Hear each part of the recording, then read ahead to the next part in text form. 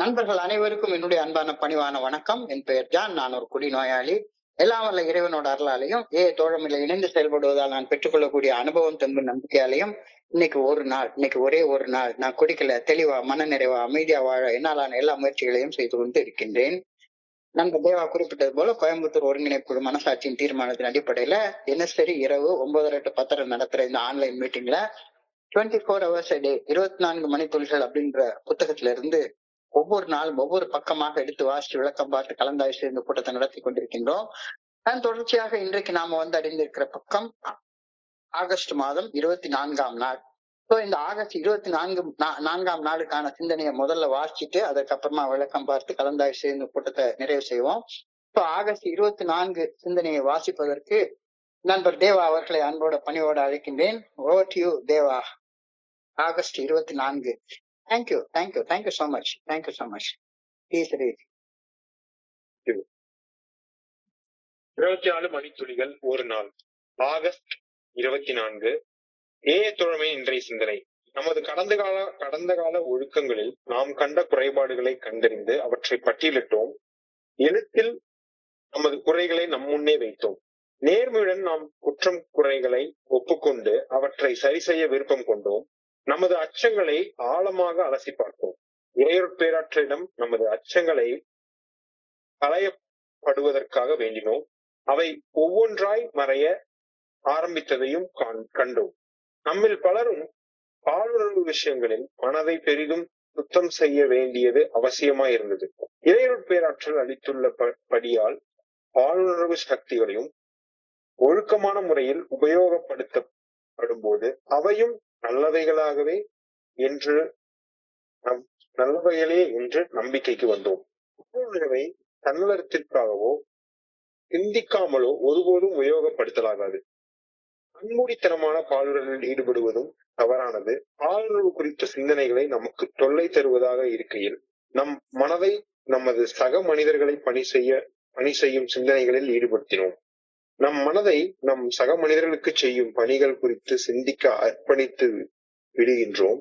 என் பாலுணர்வு சிக்கல்களை நேர்மையாக எதிர்கொள்கின்றேனா? இன்றைக்கான தியானம். இறையொருட்பேராற்றலுடன் இணைந்திருக்கும் போது என்னால் எதையும் நன்றாக செய்ய முடியும்.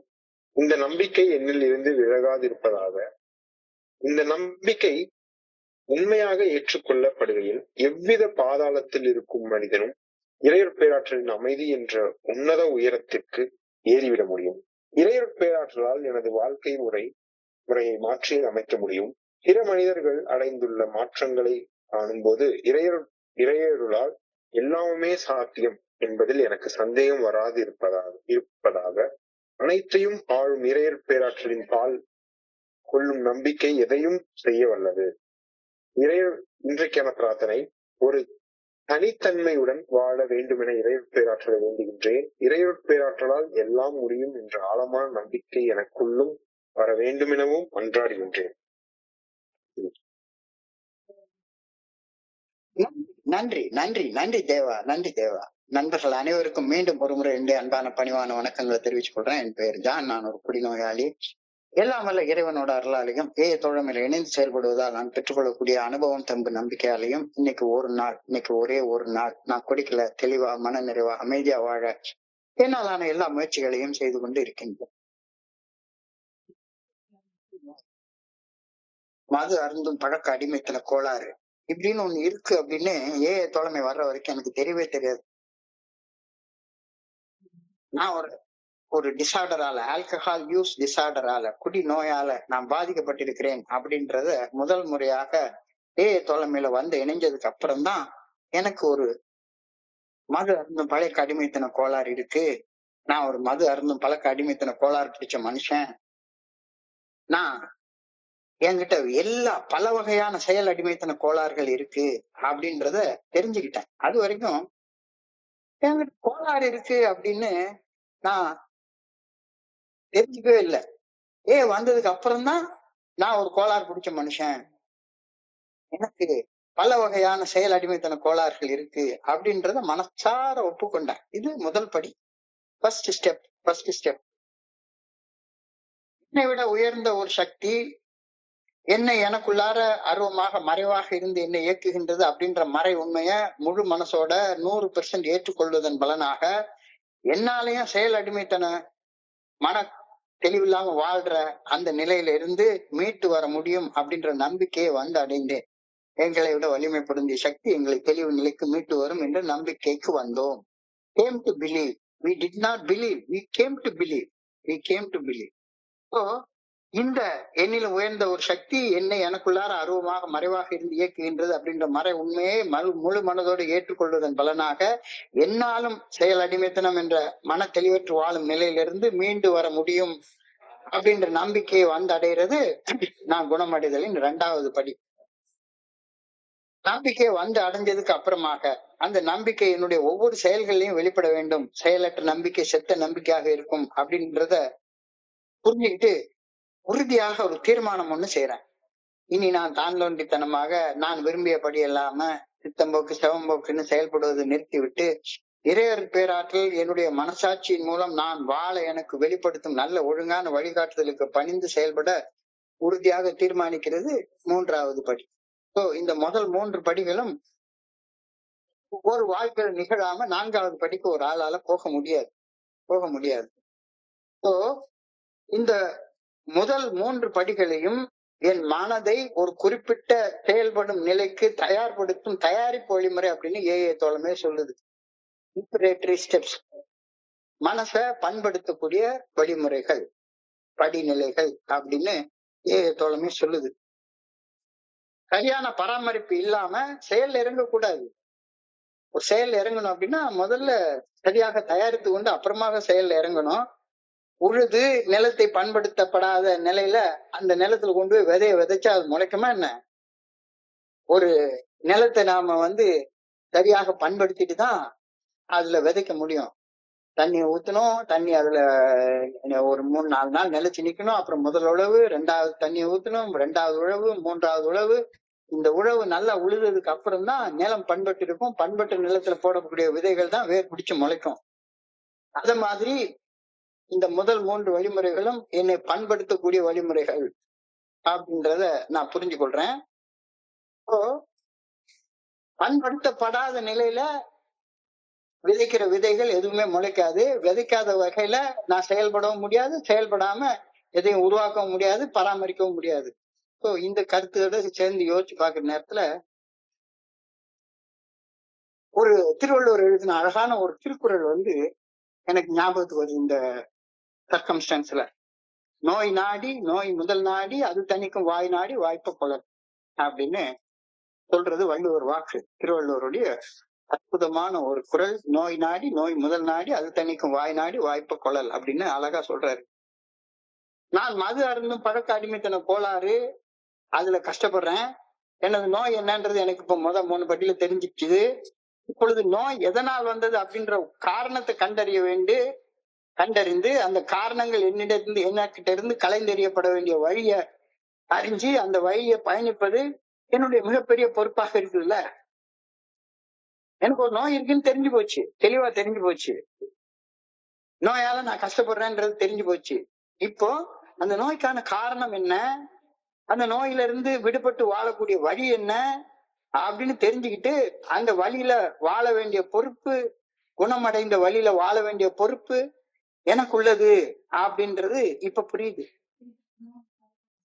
குடிநோய் எனக்குள்ளார ஆழமாக குடிகொண்டிருக்கும் என்னுடைய குணக்கோளாறுகளின் வெளியே தெரியும் மிகச்சிறிய வெளிப்பாடு. அவர் external drinking is the external manifestation of some deep rooted defects in character அப்படின்னு தோழமே எனக்கு சொல்லி தருது. எனது குடிநோய் எனக்குள்ளார ஆழமாக குடிகொண்டிருக்கும் என்னுடைய குணக்கோளாறுகளின் வெளியே தெரியக்கூடிய மிகச்சிறிய வெளிப்பாடு மட்டுமே. என்னுடைய மனசுல ஆழமாக பதிந்திருக்கக்கூடிய குணக்கோளாறுகள் மிகப்பெரிய பனிமலை போன்ற ஒரு ஐஸ்பர்க் போல, ஒரு பெரிய மிகப்பெரிய பனிமலை போன்றது. குடிக்கிற செயல் வெளியே தெரியக்கூடிய டிப் ஆஃப் த ஐஸ்பர்க், ஒரு சிறிய நுனி மட்டும்தான் வெளியே தெரியுது. என்னுடைய குடிப்பழக்கம் ஆழமாக புதைஞ்சு கிடக்கக்கூடிய குணக்கோளாறுகளின் ஒரு வெளியே தெரியக்கூடிய ஒரு சின்ன நுனி மட்டும்தான். நுனிய வெளியே தெரியாம மறைச்சு வச்சுட்டா பிரச்சனை தீர்ந்துடும் அப்படின்னு நினைக்கிறது பைத்தியக்காரத்தனம். நோய் அறிந்து கொள்ளப்பட்ட பின் எனக்கு ஒரு நோய் இருக்கு அப்படின்றத தெரிஞ்சு கொண்ட பின் டயக்னாசிஸ்னு எல்லா டாக்டர்ஸும் சொல்லுவாங்க, நோயின் காரணம் என்னன்றதை தெரிஞ்சுக்கணும், அந்த காரணத்தை தவிர்க்கக்கூடிய வழியை தெரிஞ்சுக்கணும். அப்பதான் நம்ம ஒரு நலமான வாழ்க்கை வாழ முடியும் அப்படின்ற கருத்தை சொல்றாங்க.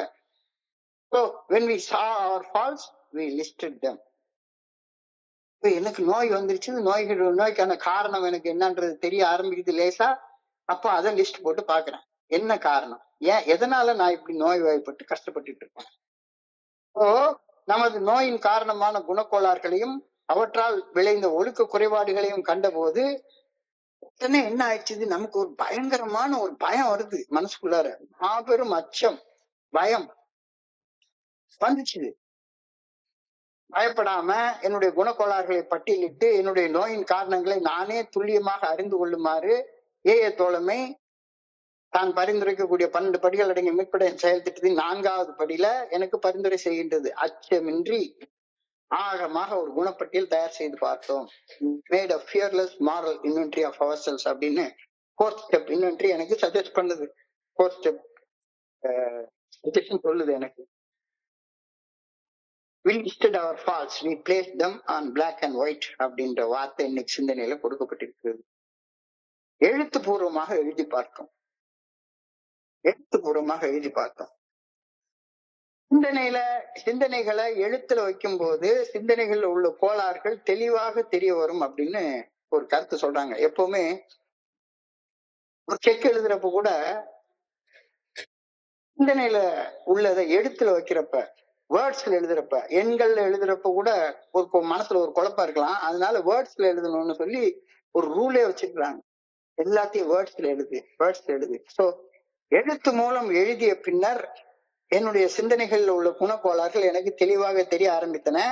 எழுத்து மூலம் எழுதிய பின்னர் நான் ஏன் மது அருந்தும் பழக்க அடிமைத்தன கோளாறு, குடிநோய்க்கு, பல்வேறு செயல் அடிமைத்தன கோளாறுகளுக்கு ஆளானேன் அப்படின்ற காரணம் துல்லியமாக எனக்கு தெரியப்பட்டு என் கைக்கு வந்துருச்சு.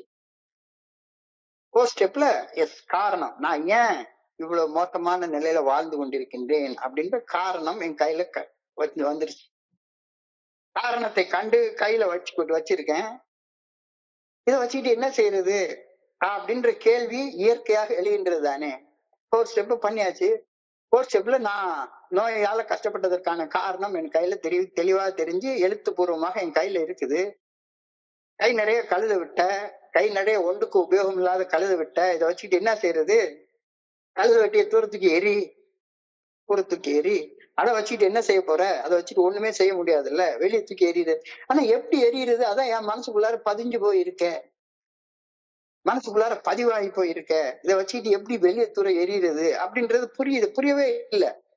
தேவையற்ற குணக்கோளாறுகளை நோயின் காரணம் என்று கண்டு உணர்ந்த பின் அவற்றினை தலையை சுத்தி போட்டு தூர எரியுறது மட்டும்தான் நோயின் பாதிப்புகள்ல இருந்து மீட்பதற்கான ஒரே வழி. தெரியுது எப்படி தூர எரியுறது, அது தணிக்கும் வாய் நாடி. எப்படி என்னுடைய நோய்க்கான காரணங்களை என்கிட்ட இருந்து கலந்து தூர போடுறது அப்படிங்கிறது எனக்கு புரிய வரல. அந்த வழியைத்தான் 5வது படியில அழகா சொல்றாங்க. We admitted our wrongs honestly, we were willing to set them right. We admitted our wrongs honestly and we are willing to set those matters straight அப்படின்னு இன்னைக்கு சிந்தனையோட 2வது வரியில சொல்றாங்க. அப்போ என்னுடைய நோய்க்கான காரணம் கண்டறியப்பட்டது, அந்த காரணத்துல இருந்து விடுபடுவதற்கான வழிய அழகா சொல்லிட்டாங்க. நான் நம்பக்கூடிய ஒரு மனிதரை கடவுளுக்கு சாட்சியாக வைத்து அந்த நம்பிக்கை பெற்ற நண்பரின் முன்னிலையில அவர்கள் எனக்கு நானே எனக்கு நானே செய்து கொண்ட தவறுகள் நான் ஒப்புக்கொண்ட 4வது ஸ்டெப்ல கண்டு கொண்ட அந்த கழுத விட்டைய தூரத்துக்கு போறதுக்கான வழி என்னன்னா, கடவுள் சாட்சியாக அந்த மனுஷன் முன்னால கடவுள்கிட்ட நான் செய்த தவறுகளின் உண்மையான தன்மைய 4வது படியில கண்டு கொண்ட உண்மையான தன்மையை ஒப்புக்கொள்றதுதான் தூரத்துக்கு எரியிற வழி அப்படின்னு ஏஏ தோழமை எனக்கு சொல்றது. தவறுகளின் உண்மையான தன்மையை கடவுளிடம் ஒரு மனிதனை சாட்சியாக வைத்து ஒப்புக்கொள்வதை நோய் தணிக்கும் வழியாக ஏஏ தோழமை தன்னுடைய 5வது படிநிலை பரிந்துரை செய்கின்றது. நோய், குடிநோய் 1, 2, 3 படிகள்ல எனக்கு இருக்கு அப்படின்றது தெளிவா தெரிஞ்சிருச்சுது. அச்சமின்றி ஆழமாக 4வது படியில நான் தயாரித்த ஒழுக்கப்பட்டியல் என்னுடைய நோய்க்கான காரணங்களை வெளிச்சம் போட்டு காட்டுகிறது. நோயிலிருந்து மீண்டு வரும் வழி 5வது படி முதல்ல 12வது படி நிலை வரை பரிந்துரைக்கப்பட்ட செயல்கள்ல நோயின் பாதிப்புகளிலிருந்து விடுபடுவதற்கான வழி எனக்கு சொல்லப்படுகிறது. தவறுகளின் உண்மையான தன்மையை கடவுள் சாட்சியாக ஒரு மனிதர் முன்னிலையில கடவுள்கிட்ட ஒப்புக்கொள்வதன் விளைவாக தவறுகள் செய்த குற்ற உணர்வுகளிலிருந்தும் அந்த குற்ற உணர்வு உருவாக்கக்கூடிய ரிசன்மெண்ட், வெறுப்பு, மன கவலையிலிருந்தும் எதிர்காலம் குறிச்ச கவலை, பயம் ஆகியவற்றிலிருந்தும் நாம விடுபடுகின்றோம். இந்த கருத்து தவறு அழகா சொல்லியிருக்கு. தவறுகளை சரியான செயல்கள் மூலம் செயல் திருத்தம் செய்யவும் தயாராக இருந்தோம். We admitted our wrongs honestly and were willing to set those matters straight. என்னுடைய குணக்கோளாறுகள் தான் என்னுடைய தவறுகளுக்கு, என்னுடைய செயல் அடிமைத்தனமான வாழ்க்கைக்கான அடிப்படை காரணம் அப்படின்றத தெரிஞ்சுக்கிட்டதுக்கு அப்புறமாக அந்த குணக்கோளாறுகள் இறைவனால் களையப்படுவதற்கு முற்றிலும் தயாராக இருப்பது 6வது படி. அந்த குறைபாடுகள் நீக்கப்படுவதற்கு தயார் நிலை வந்து அடைஞ்சதுக்கு அப்புறம் தான் பயபக்தியோட கடவுள்கிட்ட நாம கேட்க முடியும். பணிஞ்சதுக்கு அப்புறம் தான் உனக்கு கேட்கிற தகுதியே கிடைக்கும். We humbly asked God to remove our shortcomings. So we reviewed our fears and worries thoroughly. ஏன் இப்படி ஒரு கிறுக்குத்தனமான வாழ்க்கை வாழ்ந்துட்டு இருக்கேன் அப்படின்றத ரொம்ப ஆழமாக அலசி பார்க்கிறேன். நமது அச்சங்களையும் கவலைகளையும் ஆழமாக அலசி ஆராய்ந்து பார்த்தோம். We asked God to remove our fears and we commenced to outgrow them. எதிர்காலம் குறிச்ச கவலையும் பயமும் நம்மை அச்சுறுத்தியது. அவற்றை அகற்ற ஒரு நல்ல ஒழுங்கான வழிகாட்டுதலை நாடினோம். மனசாட்சியின் மூலம் இறைவன் பேராட்டுவது நல்ல ஒழுங்கான வழிகாட்டுதல் வெளிப்படுத்தப்படுகின்றது என்பதை அறிய வந்து மனசாட்சிக்கு பணிந்து செயல்பட தீர்மானித்தோம்.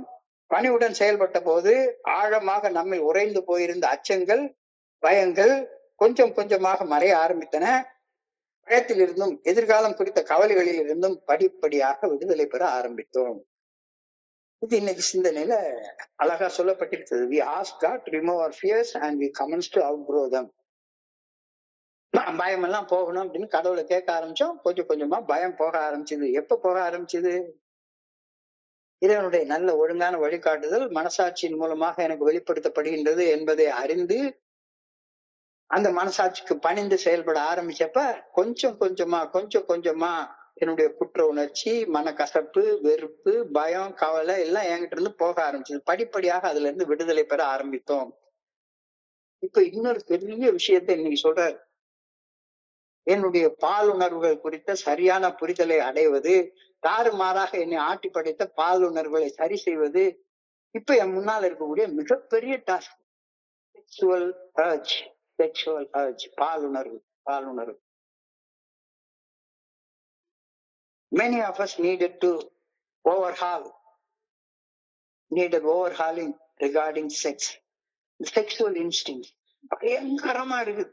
குடிநோயாளிகள்கிட்ட எல்லார்கிட்டே இருக்குது. நான் என்னுடைய இந்த 30 வருஷத்துல என் கூட 4th step 5th step பண்ணணும்னு வர்ற மனிதர்கள்ட்ட பார்த்தோம்னா எல்லா மனிதர்களும் கை நிறைய என்ன கழுத விட்டு வச்சிருக்காங்கன்னா பாலுணர்வுகள் குறித்த தவறுகள். They are addicted to sex. நம்ம இந்திய திருநாட்டுல பொதுவாக பாலுணர்வு குறித்த கல்வி தாய் தந்தையரிடமிருந்து பெற்றுக்கொள்ளப்படுவதே கிடையாது. பெண்களுக்கு பொதுவாக இந்த பாலுணர்வு குறித்த கல்வி தாய் தந்தையரிடமிருந்து கொடுக்கப்பட்டு விடுகின்றது. பெண்கள் ஏஜ் அட்டைன் பண்ற நேரத்துல பெண்களுக்கு மட்டும் அதை சொல்லி கொடுத்துருவாங்க. இந்த மாதிரிப்பா இது அப்படின்னு அவங்க சொல்லி கொடுத்த உடனே அவங்க எங்க இருந்து வருது? தாய் தந்தையர்கிட்ட இருந்து பாலுணர்வு குறித்த கல்வி வருது. யார் ஒருவருக்கு படைப்பின் ஆற்றலையே உள்ளடக்கிய பாலுணர்வின் பாடங்கள் சரியான ஆதாரத்தில் இருந்து கிடைக்கப்படுகின்றனவோ அவர்கள் உன்னத மனிதர்களாக மாறுவார்கள்.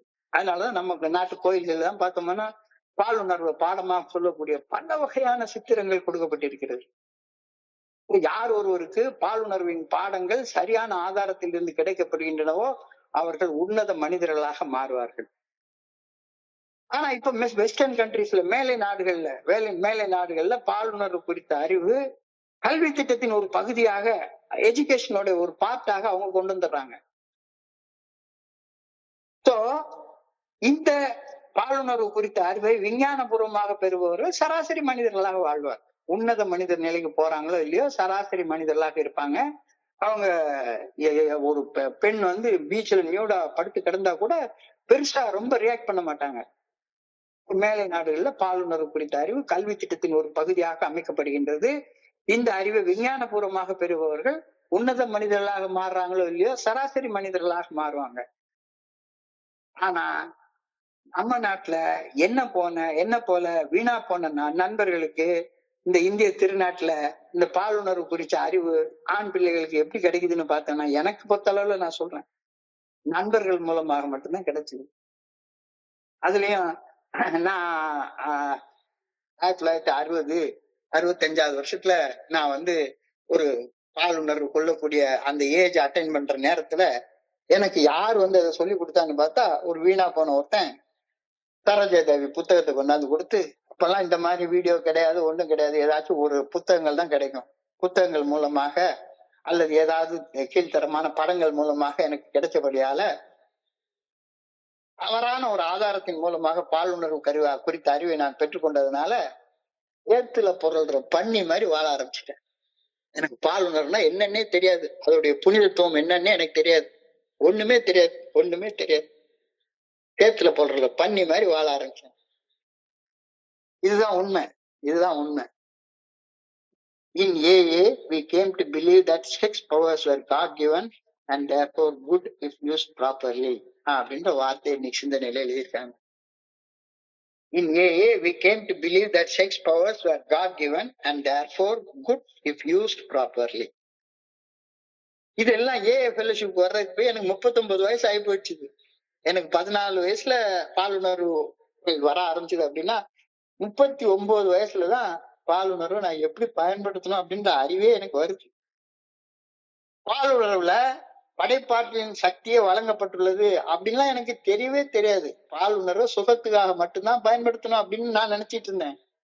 பாலுணர்வில் படைப்பாற்றலின் சக்தியே வழங்கப்பட்டுள்ளது, எனவே இறைவன் நமக்கு அளித்த ஆற்றலை சரியாக பயன்படுத்தும் வரையில் அந்த ஆற்றலால் தீங்கொன்றும் நிகழவே நிகழாது. எப்ப தீங்கு வருது?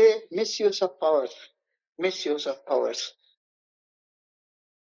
பாலுறவில் படைப்பாற்றலின் சக்தியை வழங்கப்பட்டுள்ளது, எனவே இறைவன் நமக்கு அளித்துள்ள ஆற்றலை சரியாக பயன்படுத்தும் வரையிலையும் அந்த ஆற்றலால் தீங்கொன்றும் நிகழவே நிகழாது.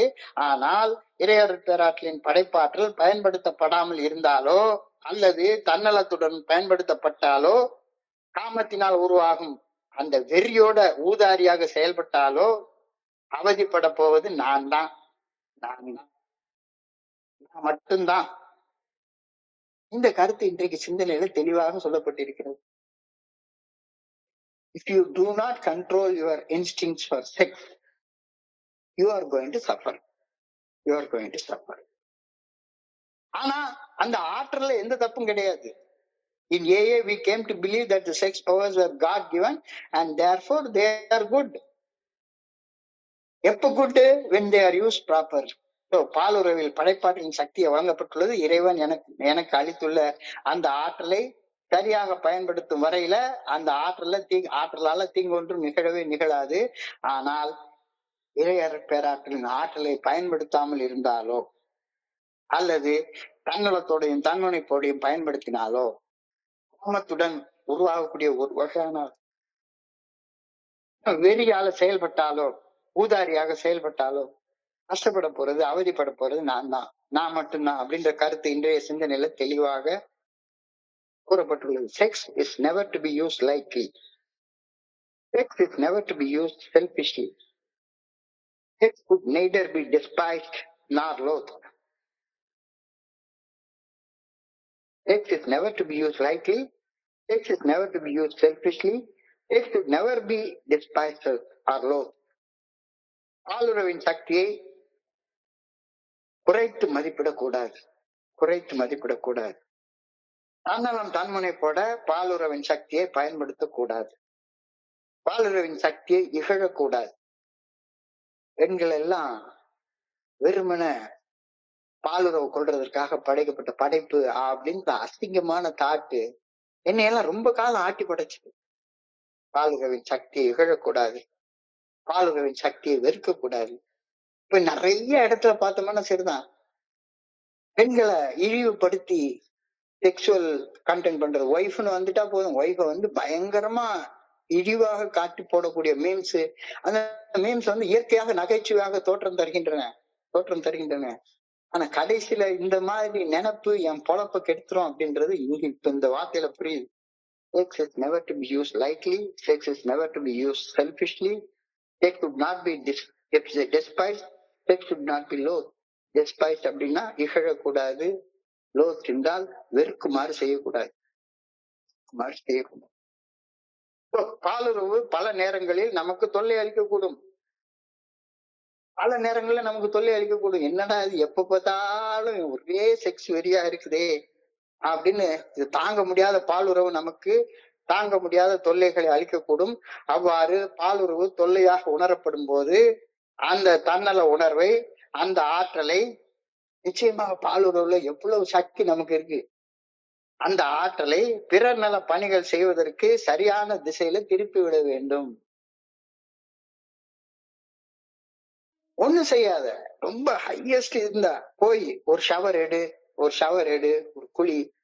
குளிச்சுட்டு உனக்குன்னு உருவாக்கி வச்சிருக்கிறல்ல ஒரு 3க்கு 3 புனிதமான இடம், இந்த 3க்கு 3 புனிதமான இடத்துல குளிச்சுட்டு வந்து சொல்லற சும்மா அமர்ந்து ஒரு 15 நிமிஷம் உட்காரு. உன்னுடைய ஆற்றல் எல்லாமே பிறர் நல பணிகள் செய்வதற்கு எப்படி பயன்படுத்தப்பட முடியும் அப்படின்ற விடைகள் உனக்கு தானாக கிடைக்கும். இந்த உடனே போய் கதவை பூட்டிட்டு என்னத்தையாச்சும் ஒரு தேவையில்லாத படத்தை பார்த்துட்டு விரயம் பண்ணிட்டே உட்கார்ந்து இருந்தேன்னா மறுபடியும் கஷ்டப்பட போறது நீதான். என்ன சுகம் அனுபவிக்கிறன்ற பேர்ல கஷ்டத்தை வரவழைச்சு கொள்ளுவ.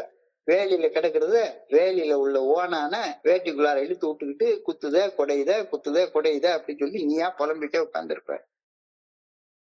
சோ பாலுணர்வு பல நேரங்களில் நமக்கு தொல்லை அளிக்கக்கூடும். அவ்வாறு பாலுணர்வு தொல்லையாக உணரப்படும் போது அந்த தன்னல உணர்வை, அந்த ஆற்றலை பிறர் நல பணிகள் செய்வதற்கு சரியான திசையில திருப்பி விட வேண்டும். புனிதமான அந்த 3க்கு 3 இடத்துல புனிதமான மௌனத்துல சும்மா அமர்ந்திருந்து இருந்தால் பாலுணர்வு தொல்லைகள் நம்மிடமிருந்து இயல்பாக இயற்கையாக அகன்றுவிடும். அந்த ஆற்றல் சரியான திசையில பயன்படுத்தப்படும். If sex is troublesome, we throw ourselves into the hands of helping others. So take our minds off ourselves. இத வச்சு இன்னைக்கு கேள்வி கேட்டிருக்காங்க. Am I taking my sex problems in the proper way? Am I taking my sex problems in the proper way? பாலுணர்வால் உருவாகும் பிரச்சனைகளை சரியான வகையில் கையாள்வதற்கு கற்றுக்கொண்டு வருகின்றேனா, இல்ல சரியான வகையில கையாளாம இன்னமும் உட்கார்ந்துட்டு வந்து 25 வருஷம் ஆயிடுச்சுது, இன்னமும் உட்கார்ந்து நான் பாட்டுக்க மறுபடியும் இன்பம் தீர்க்கிறதுலயே என்னுடைய சக்தி எல்லாத்தையும் பண்ணிட்டு இருக்கிறேன். Am I taking my sex problems in the proper way? பாலுணர்வால் உருவாகும் பிரச்சனைகளை சரியான வகையில கையாள கற்றுக்கொண்டு வருகின்றேனா, இல்ல கத்துக்கலன்னு தியானத்துக்கு போ. என்னுடைய பிரச்சனைகள் எதுவானாலும் சரி அவை இறையர் பேராற்றலால் தீர்த்து வைக்கப்படக்கூடியவை. இது சத்தியம். என்ன பெரிய பிரச்சனையா இருந்தாலும் சரிதான், என்ன பெரிய, எனக்கு கேன்சர் வந்திருந்தாலும் சரிதான், எனக்கு எய்ட்ஸ் வந்திருந்தாலும் சரிதான், இவ்வளவு பெரிய பிரச்சனையாக இருந்தாலும் சரி, அதை என்னால தீர்த்து வைக்க முடியாது. ஆனா அவை இறையர் பேராற்றலால் தீர்த்து வைக்கக்கூடியவை. இது சத்தியம். இந்த சத்தியத்தை, இந்த உண்மையை நான் உறுதியாக பற்றி கொள்ள வேண்டும் அப்படின்னு இன்னைக்கு தியானத்துடைய முதல் வரி சொல்லுது. என்ன பிரச்சனையா இருந்தாலும் சரிதான், என்னுடைய செக்ஸ் ப்ராப்ளம்னா சாதாரண ப்ராப்ளம், ஒன்னும் பெரிய யாருக்கும் இல்லாத ப்ராப்ளம் எனக்கெல்லாம் இல்லை. Cling to the belief that all things are possible with God. Cling to the belief that all things are possible with the good orderly direction of God. பேராற்றல் நல்ல ஒழுங்கான வழிகாட்டுதலை பின்பற்றி வாழ்வதால் தீர்க்கப்பட முடியாத பிரச்சனைன்னு இந்த உலகத்துல ஒண்ணுமே கிடையாது. இந்த பிரச்சனைன்னு உலகத்துல ஒண்ணுமே கிடையாது. உறுதியாக நம்பு. என் பிரச்சனையை நான் தான் தீர்த்துக்கிறேன் அப்படின்னா ஒரு நாள் உன்னால தீர்த்து போறதே இல்லை. உட்காந்து விரதம் இருக்கிற மாதிரி நடிப்ப, விரதத்தை கலைச்சதுக்கு அப்புறமாக திரும்பியும் போய் சேத்துல பொருள்ற பொண்ணி மாதிரி வாழ போற. Cling to the belief that all things are possible with God. இறையர் பேராற்றல் நல்ல ஒழுங்கான வழிகாட்டுதலை பின்பற்றி வாழ்வதால் தீர்க்கப்பட முடியாத பிரச்சனை என்று எதுவுமே கிடையாது. இந்த உறுதியான நம்பிக்கையை மனதில் கொண்டிருந்தால் எவ்வளவு தாழ்மையான அடிமட்ட நிலையில் இருந்தும் மிக உன்னத உயர நிலைகளுக்கு ஏறி செல்வது சாத்தியப்படும். இவ்வளவு பண்ணி வாழ்க்கை வாழ்ந்துட்டு இருக்கேன்னே வச்சுக்குவோம். ரொம்ப கீழ்மட்ட நிலையில இருக்கிறேன், எனக்கு பயங்கரமான செக்ஷுவல் இன்ஸ்டிங்ஸ் வருது, இப்ப பார்த்தாலும் பயங்கரமா வருது, முறையற்ற பால் கவர்ச்சி எனக்கு வந்துட்டே இருக்குது, ரொம்ப தாழ்மட்ட நிலையில வாழ்வது போல ஒரு ஃபீலிங் இருக்குது. ஆனா எந்த ஒரு தாழ்மட்ட நிலையில இருந்தும் மிக உன்னத நிலைக்கு ஏறி செல்வது சாத்தியப்படும் அப்படின்ற கருத்தை இன்னைக்கு சொல்றாங்க. ஆனா ஏறி செல்லக்கூடிய ஏணி இல்லாம ஏறி போக முடியாதுல. அந்த ஏணி எது அப்படின்னா இறைவனுடைய நல்ல ஒழுங்கான வழிகாட்டுதல் மட்டுமே அப்படின்னு உறுதியாக நம்ப வேண்டும். நிச்சயமாக பால் உணர்வால உருவாகக்கூடிய மோசமான செயல்கள் செய்வதற்கு மனசாட்சி ஒரு நாளும் உனக்கு அனுமதி கொடுக்கவே கொடுக்காது. இது எந்த மனுஷனுடைய மனசாட்சியாக இருந்தாலும் சரிதான். மனசுடைய ஆசை வெறி உன்னைய செய்ய சொல்லும். ஆனா உள்ளுக்குள்ளார ஒரு சன்னமான மனசாட்சியுடைய குரல், டேய் வேணாண்டா வேணாண்டா, இது செய்யாதடான்னு சொல்லும். So cling to the belief that all things are possible with God. இந்த உறுதியான நம்பிக்கையை மனதில் பற்றி கொண்டிருந்தால் எவ்வளவு தாழ்மையான அடிமட்ட நிலையில் இருந்தும் மிக உயர்ந்த உன்னத நிலைக்கு ஏறி செல்வது சாத்தியப்படும். ஆனால் ஏற்றிவிடும் ஏணி இறையர் பேராற்றல் நல்ல ஒழுங்கான வழிகாட்டுதல் மட்டுமே அப்படின்னு உறுதியாக நம்பி நான் ஏறணும். இல்ல நான் இதையும் செஞ்சுப்பேன் அதையும் பார்த்துப்பேன், ரெண்டுக்கும் ஆத்துல ஒரு காலு சேத்துல ஒரு காலு, வேலைக்கு ஆகாதுப்பா, வேலைக்கு ஆகாதுன்னு அழகா சொல்றாங்க. If this belief is accepted, it is the ladder upon which a human soul can climb from lowest pit of despair to the sublimest heights of peace of mind. எவ்வளவு கீழே இருந்திருந்தாலும் சரி, எவ்வளவு மோசமான நிலைமைக்கு போயிருந்தாலும் சரிதான், எவ்வளவு ஊதாரியான நிலைமையில நீ வாழ்ந்து கொண்டிருந்தாலும் சரிதான், நீ இறைவனால என்னைய மேல ஏத்த முடியும், அதுக்கு நான் அவருடைய நல்ல ஒழுங்கான வழிகாட்டுதலை பின்பற்றி வாழணும் அப்படின்னு மட்டும் நீ தீர்மானம் பண்ணிட்டேன்னா போதும். நீ எவ்வளவு மோசமான அடிமட்ட நிலையில வாழ்ந்து கொண்டிருந்தாலும் அந்த அடிமட்ட நிலையில இருந்து உன்னதமான உயரங்களுக்கு உன்னால ஏறி போக முடியும் அப்படின்ற கருத்து இன்னைக்கு தியானத்துல சொல்லப்பட்டிருக்கிறது. கொஞ்சம் ஆழமா உட்கார்ந்து இதை யோசிச்சு பார்ப்போமே. என்னாலெல்லாம் முடியாது, நான் பண்ணி வாழ்ற சேத்து வாழ்க்கையில தான் வாழ்ந்துட்டு இருக்கிறேன், என்னாலெல்லாம் இது முடியாது, என்ன பண்ணினாலும் முடியாது, மீட்டிங் முடிஞ்ச உடனே எனக்கு என்ன பண்ணினாலும் சரிதான், எனக்கு ஒரு நேரம் சுய இன்பம் அனுபவிக்கலைன்னா என்னால ஒண்ணுமே பண்ண முடியாது அப்படின்னு இருந்தேன்னா இறைவனுடைய நல்ல ஒழுங்கான வழிகாட்டுதல் உனக்கு இந்த மீட்டிங் மூலமாக கிடைச்சிட்டே இருக்குது இல்ல. இதை ஃபாலோ பண்ணணும் அப்படின்னா முடிச்ச உடனே ஒரு 1/4 மணி நேரம் கண்ணை மூடி உன்னுடைய எல்லா விஷயத்தையும் உன்னுடைய புனிதமாக நீ உருவாக்கி வச்சிருக்கிற 3க்கு 3 இடத்துல சொல்லற சும்மா அமர்ந்திருந்து இறைவனுடைய நல்ல ஒழுங்கான வழிகாட்டுதலை பெற்றுக்கொண்டு அமைதியாக தூங்கு. ஆழமான துன்ப துயரத்திலிருந்து உயரமான ஆழ்மன அமைதிக்கும் மகிழ்ச்சிக்கும் என்னை ஏற்றிவிடும் ஏணியாக எது இருக்குது? இறையர் பேராற்றுடைய நல்ல ஒழுங்கான வழிகாட்டுதல் மட்டும்தான் இருக்குது. அந்த ஏணியில ஏற மாட்டேன் அப்படின்னு சொன்னேன்னா, அடம் பிடிச்சேன்னா, பிடிவாதமா உட்கார்ந்துட்டே இருந்தேன்னா உலகமே சரியில்லைன்னு நீ புலம்பிட்டே இருப்ப. நீ புலம்புறது மட்டும் இல்ல, கூட இருக்கிறவனையும் ஏற விட மாட்ட, அவனையும் பிடிச்சி இழுத்து இழுத்து இழுத்து இழுத்து கீழே விட்டுட்டே உட்கார்ந்துருப்ப. நானும் ஏற மாட்டேன், ஏறுறவனை ஏறவும் விட மாட்டேன் அப்படின்ற அந்த நினைப்புல வாழ்றது எவ்வளவு மோசமான ஒரு விஷயம். ஆழமான துன்ப துயரத்திலிருந்து உயரமான ஆழ்மன அமைதிக்கும் மகிழ்ச்சிக்கும் என்னை வெற்றி செல்லும் ஏணியாக இறையர் பேராற்றின் நல்ல ஒழுங்கான வழிகாட்டுதல் அமைகின்றது. இந்த நல்ல ஒழுங்கான வழிகாட்டுதல் ஒவ்வொரு மனிதனுக்கும் அவனவன் மனசாட்சியின் மூலமாக வெளிப்படுத்தப்படுகின்றது. It is possible for the good orderly direction of God to change my way of life. இறையர் பேராற்றின் நல்ல ஒழுங்கான வழிகாட்டுதலால் ஒவ்வொரு நாளும் வாழும்போது என்னுடைய வாழ்க்கை முறை முற்றிலுமாக மாறி அமையும். இல்லாட்டி போனா நீ பண்ணி மாதிரி சேத்துல வாழ்றதுல இருந்து வெளியே வரவே மாட்ட. இத கொஞ்சம் ஆழமாக தியானிச்சு பாரு. சக மனிதன் தன் வாழ்வில் இறையர் பேராற்றின் நல்ல ஒழுங்கான வழிகாட்டுதலை பின்பற்றி நல்ல மாற்றங்களை உருவாக்கி கொண்டு ஒரு அற்புதமான அமைதியான வாழ்க்கையை வாழ்றத கண்ணால காணும் போது இறையர் பேராற்றின் சக்தியை சந்தேகப்படுறது தேவையே இல்லாதது தானே.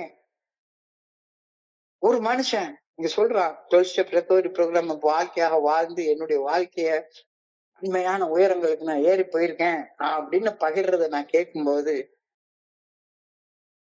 கடவுளுடைய சக்திய, அந்த இறையற பேராற்றின் நல்ல ஒழுங்கான வழிகாட்டுதலின் சக்திய நான் கேட்கறது, அதை பின்பற்றத சந்தேகப்படக்கூடவே கூடாதுல்ல.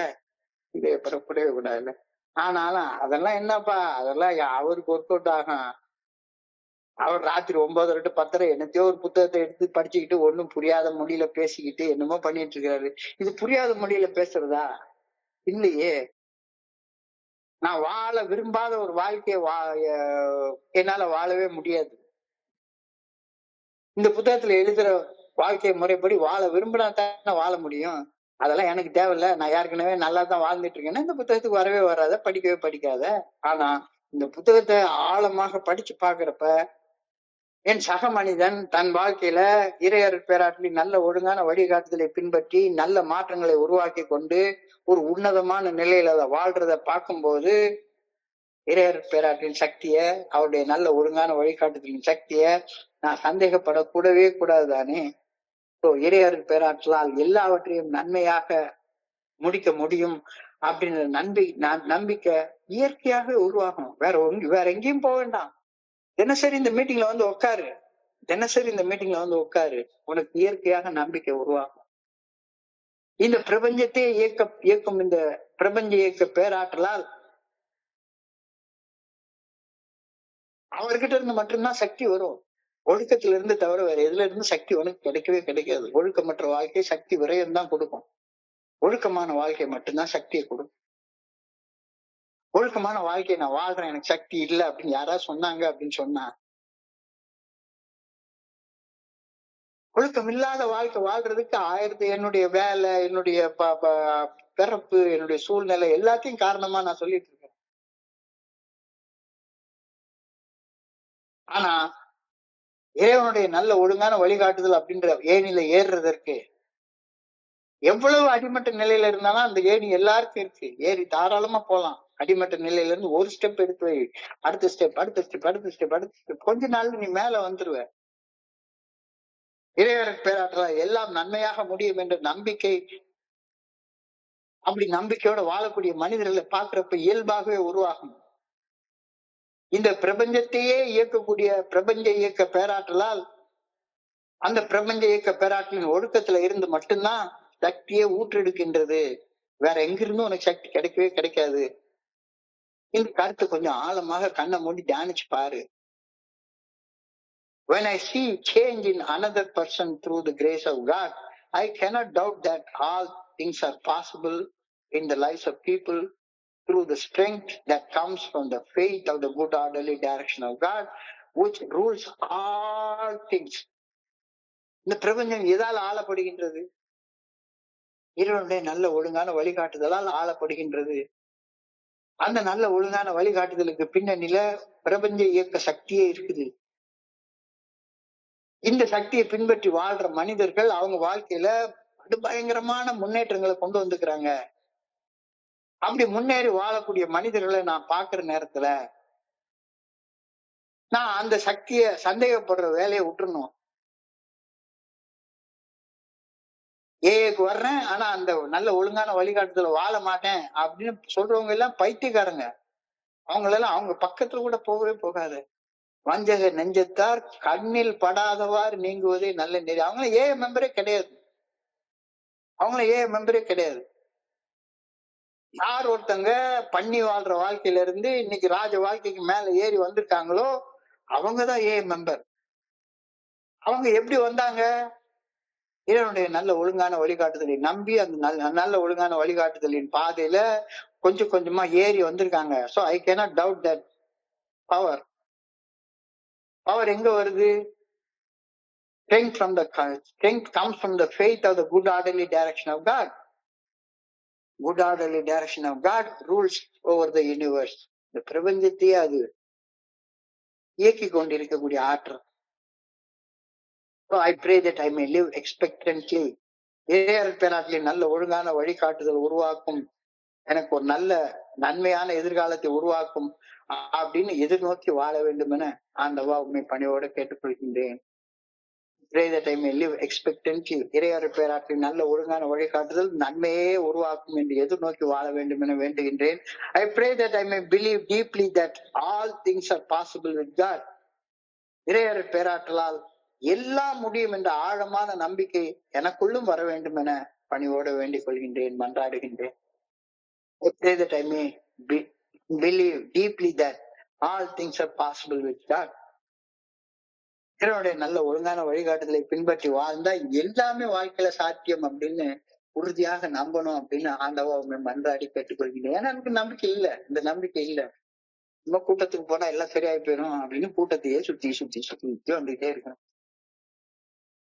என்னுடைய குருஜி சொல்லுவாரு, கோயிலுக்கு போய் அரச மரத்தை 6 தடவை சுத்தி வந்தா குழந்தை பிறக்கும் அப்படின்றது நம்பிக்கை, ரைட்டு தான். ஆனா அந்த நம்பிக்கை மட்டுமே கிடையாது.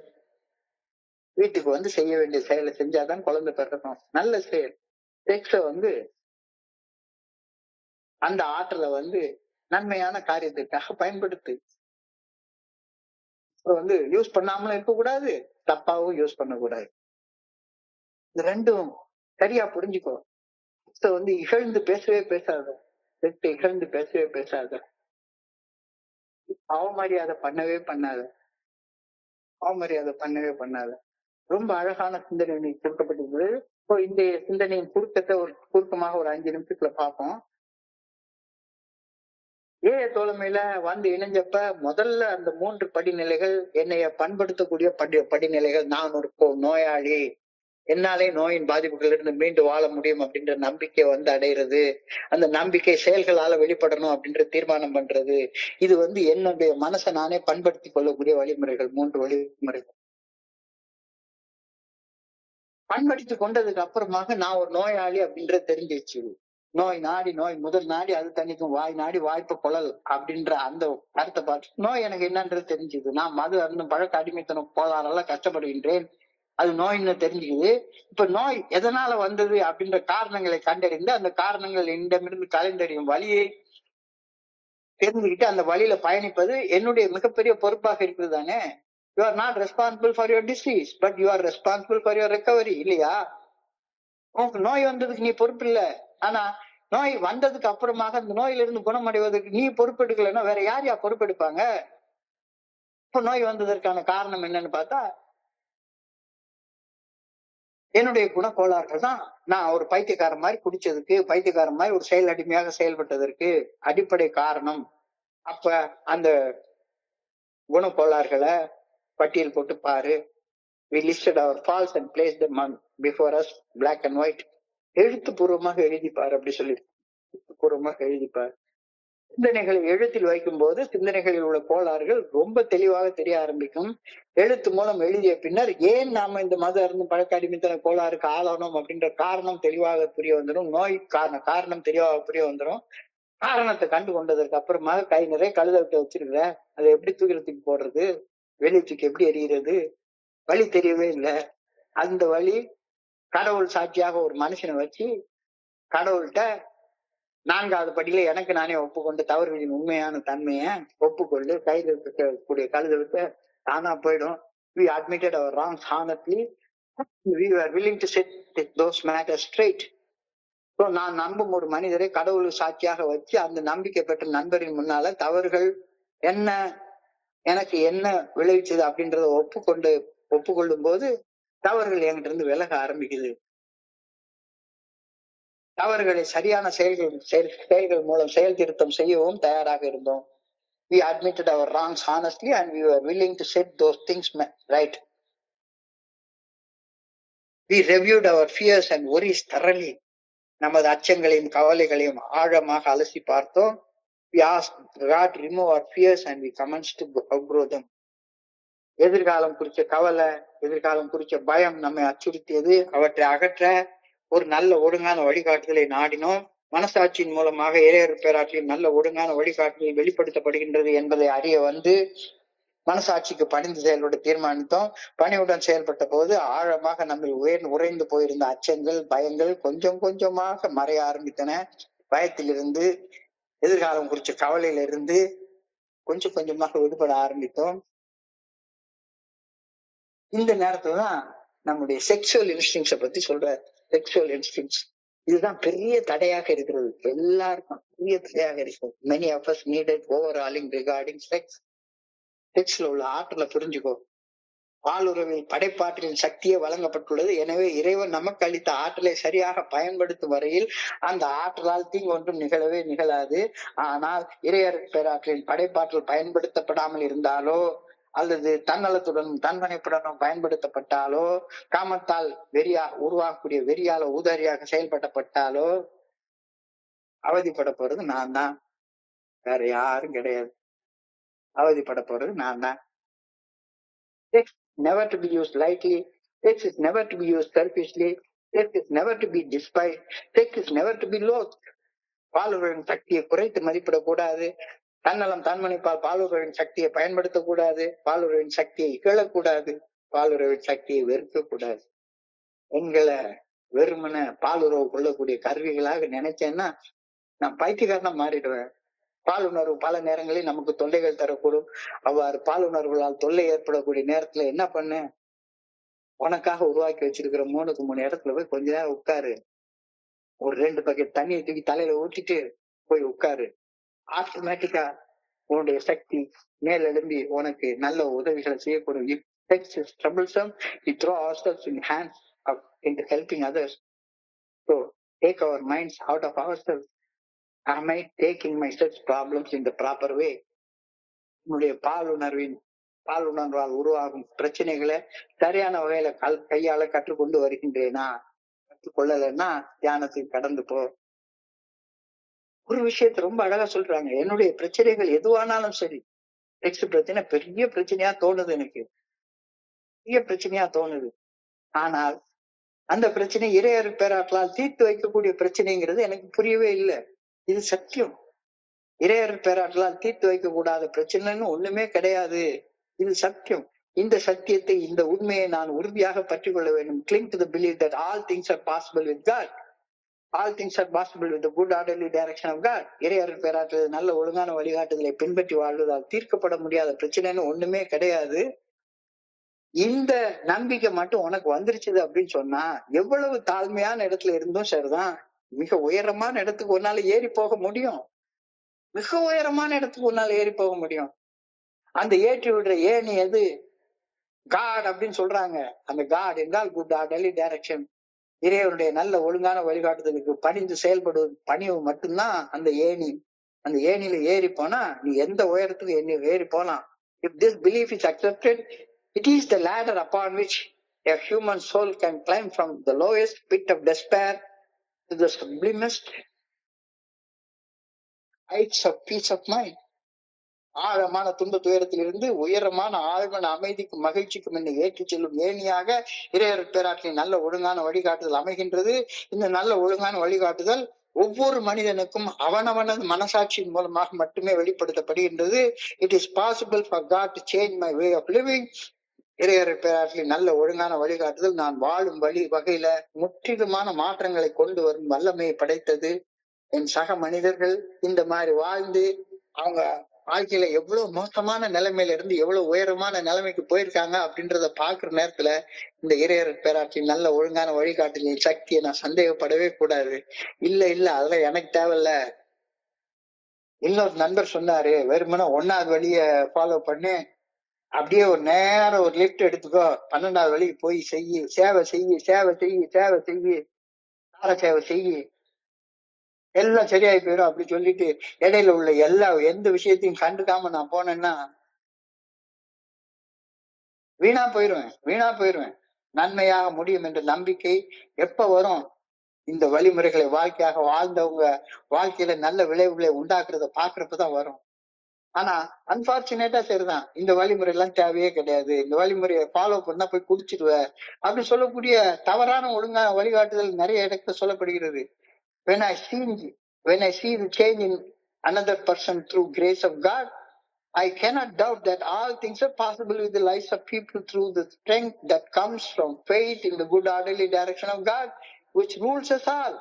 இந்த உலகத்தை, இந்த பிரபஞ்சத்தை ஆண்டு கொண்டிருக்கக்கூடிய ஆற்றலால எல்லாமே பாசிபிள். அப்போ என்னுடைய செக்ஷுவல் அர்ஜை எடுத்து போடுறதுக்கு அது பாசிபிள் கிடையாதா? நான் தானே விட மாட்டேங்கிறேன், நான் தானே புடிச்சுக்கிட்டு விடவே மாட்டேன்னு சொல்லி அடம் பிடிச்சிட்டு உட்கார்ந்து இருக்கிறேன். So I pray that I may live expectantly. இறையர் பேராற்றலின் நல்ல ஒழுங்கான வழிகாட்டுதல் நன்மையை உருவாக்கும் என்று உறுதியாக எதிர்நோக்கி வாழ வேண்டும் என பணிவோட வேண்டிக் கொள்கின்றேன். I pray that I may believe deeply that all things are possible with God.